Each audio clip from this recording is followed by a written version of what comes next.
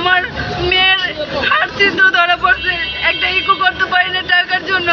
একটা ইকো করতে গেলে ভালো কোনো হসপিটালে 4000 টাকা লাগে।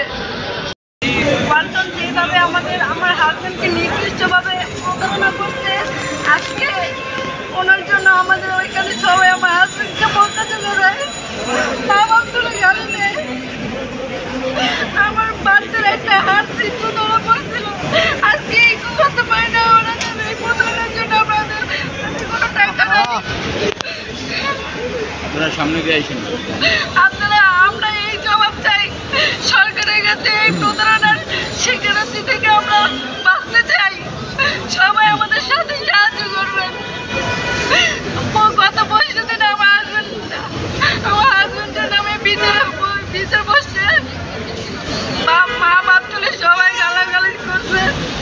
এখন তো কোনো নেতাই স্থায়ীভাবে নাই, কারণ সবাই যেভাবে মাইরা খাইতে পারে, যার সাথে মাইরা খাইতে পারে, কেউই ভালো মানুষের পিছনে কেউই থাকে না, সবাই থাকে প্রতারণা মানুষের সাথে। আমার হাজবেন্ড প্রায় 78 লাখ টাকা নিয়ে ব্যবসা শুরু করছে। এখন ওয়ালটন আইসা হুমকি দেয় যে ওনাদের টাকা দিয়ে নাকি আমরা বাড়ি গাড়ি করছি, সব করছি। আর উনি বলে যে আমার হাজবেন্ডের নামে মামলা দিয়ে দিবে, বাড়ির সবাই জেল খাটাইবে। আমরা এই প্রতারণার শিকার থেকে বাঁচতে চাই, জবাব চাই সবার থেকে।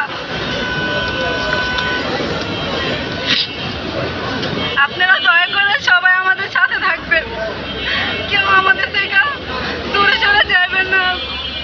আমাদের আর কিচ্ছুই নাই গা। আমাদের এলাকার সবাই আমাদের মনে করেন বাড়ি টাড়ি সব নিয়ে অনেক ঝামেলায় আছি। আমরা কই যাবো? আমাদের তো কোনো সম্পদও নাই গা।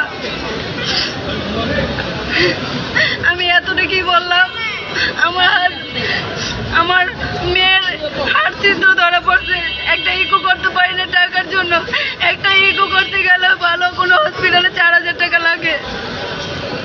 আজকে আমার মেয়ের একটা ইকো করতে পারলাম না। আমি এতটুকুই বললাম।